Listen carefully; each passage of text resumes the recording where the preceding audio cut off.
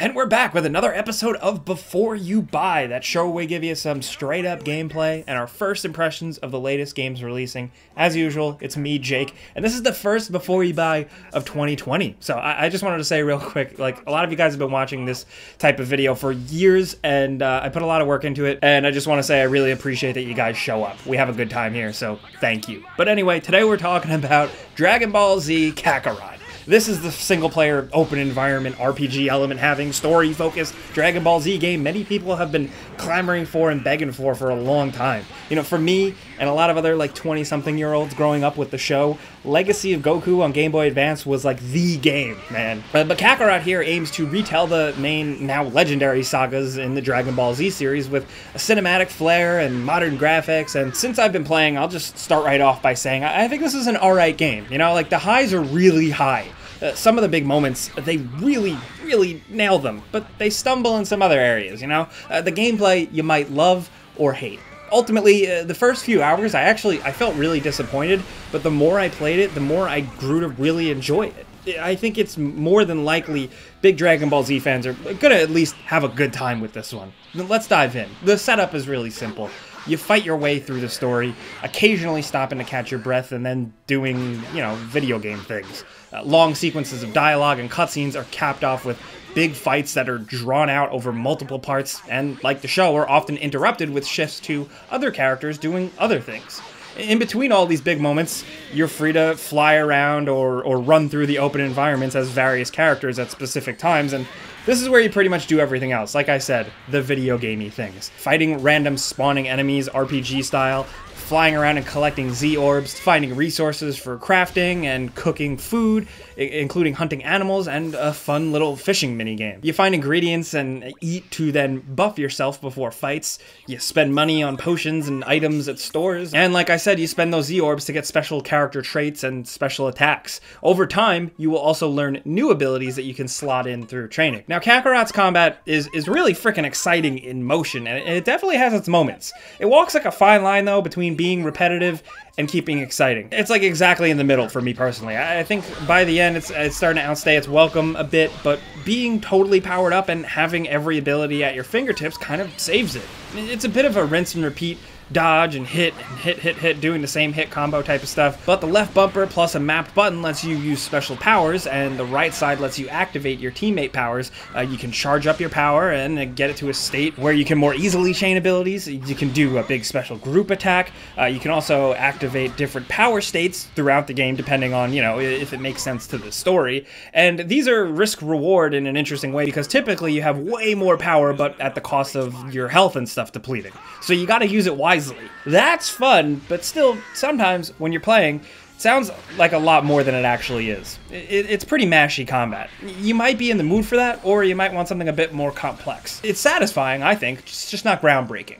But the presentation helps. The vibration feedback behind a punch, the absolutely perfect freaking sound effects, the cool visual explosions and environment damage, and cinematic camera shifts, all that stuff really helps amp it up and make it more satisfying.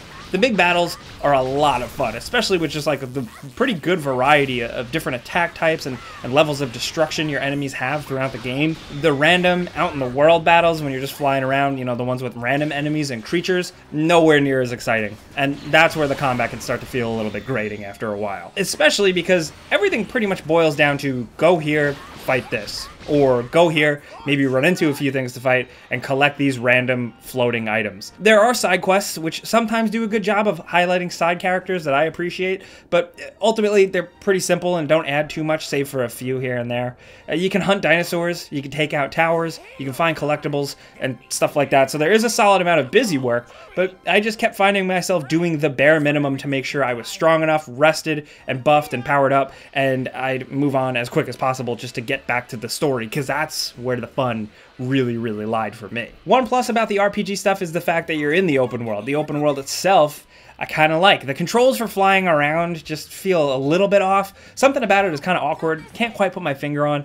But like when you're zipping fast, there is an okay sensation. Flying around and collecting orbs feels a little cheap, but I gotta say, I really just enjoy it all because the environments, I think, look incredible. I get really excited and nostalgic flying up to certain locations for the first time in the game. I was really surprised. Like, even just like seeing Orange City, West City, all of their buildings for the first time, exploring Namek and seeing the weird green sky just beautifully recreated. I really appreciated just cruising around the environments. I grew up watching Dragon Ball Z specifically, and I loved revisiting stuff. I really think the biggest draw of this game here is just playing through everything again. You know, this is probably one of the better representations of the Dragon Ball Z main sagas in a video game. There's a few little things here and there that are missing. They tweaked some stuff and added some fillers, but it's entertaining as hell, I gotta say. Sometimes the quality is a little all over the place, you know, the parts with like no voiceovers kind of suck, and sometimes really great action-packed scenes have questionable music and sound effects choices, or sometimes a lack of both. But I still, like I said at the start, the big historic moments, you know, from Cell's first big appearance to the moment Goku and Vegeta clash, it's all there. It looks freaking great, and then you get to jump in and play along with the fights. That's the draw. There's so much charm to it all. Chi-Chi's cooking and the cutscenes where you have to eat the full course meals and get buff are like really amazing. Helping Master Roshi find his porn, seeing the different vehicles throughout the story in the worlds, having memorable characters in your party and then fighting alongside them. I really enjoy it for all of this. Just taking in that Dragon Ball Z nostalgia, you know? Now, there's a lot of emphasis on Goku, of course. The name of the game is Kakarot, which is a really cool choice for a game name, I gotta say. And it's really great hearing Sean Schemmel kill it again as a voice actor, but like a lot of other characters get love and attention. And I was actually surprised here and there with who the game let me play as. Even the folks you don't get to play as end up at least getting a moment or two to shine, and I was happy. Still, it's Goku and Gohan's story here more than anyone's, and it's worth the trip. Now, the sub-stories, too, like I said, the side quests are often kind of simple and disappointing, but sometimes they do fun lore stuff that many fans might appreciate seeing. The RPG elements, I can take them or leave them. You know, leveling up your abilities and stats in some basic skill trees is bare minimum satisfying, and managing community boards is just kind of whatever. It didn't excite me or give me much feedback. You know, you essentially, with this, manage every character as a token on multiple boards and group them together into certain categories to get more attack power, XP bonuses, more effective cooking, higher rates of finding stuff like that. You can give characters gifts on this screen to increase their friendship levels and get even more benefits, and the stuff earned and getting from this is useful, but the game seems to think it's more exciting than it is. I don't know, I didn't really vibe with the system. But there's something about punching Vegeta through a mountain that I'll just always enjoy. Does Dragon Ball Z Kakarot automatically become the best Dragon Ball Z game? Look, I don't know. I don't think it's the end-all be-all game, but, you know, I think Fighters is still really up there on my list. But if you want just like a third-person Dragon Ball Z adventure game, this does pretty much take the cake right now. Like I said, the quality is a little up and down, and you may not love every single aspect of the gameplay, but it's all satisfying enough, and playing through and reliving stuff in the video game form is really cool. I think big fans will really appreciate it and be able to overlook some other stuff. It's also pretty lengthy, too. Expect like at least 40 hours if you're playing through and doing a fair amount of side quests and diversions and stuff. It's fairly comprehensive, and ultimately, the game really does grow on you. Like I said, at first I was disappointed, but as I got stronger and got more abilities at my disposal and really got into the flow of enjoying the story, I came away fairly positive on this one. All the gameplay aspects aren't like oozing with depth or anything, but it's still just been very fun to me personally.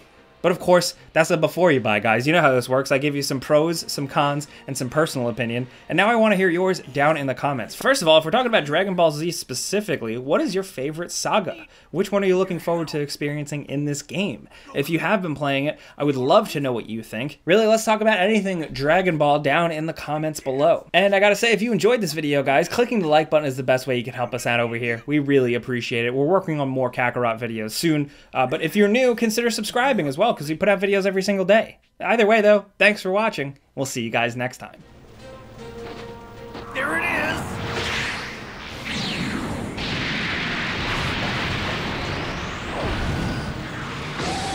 Here goes nothing!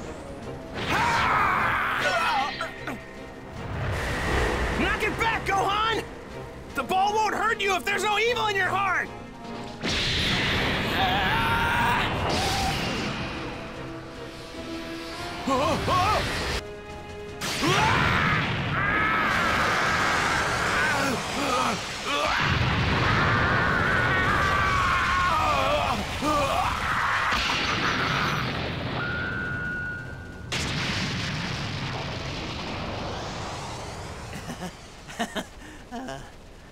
We did it.